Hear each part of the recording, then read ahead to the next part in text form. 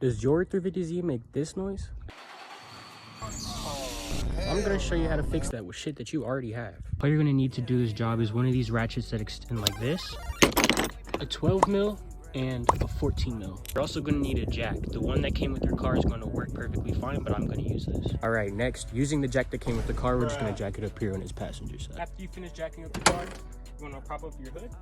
We're going into the engine bay. Looking in your engine bay, the problem is your serpentine belt is too loose. I understand. So to fix that, we're gonna be loosening this bolt right here, and this is when this extension is going to come in handy, and that is the 14 mil.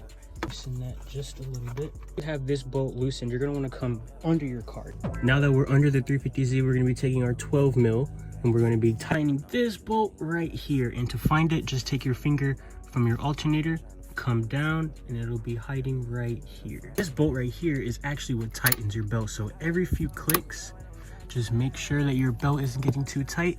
And we're done under the car. We're just gonna come back and tighten up this 14 mil again, jack the car down, and then we're done. All right, now that we finished that, let's start it up and see if we fixed it. And we're done. It's literally that simple.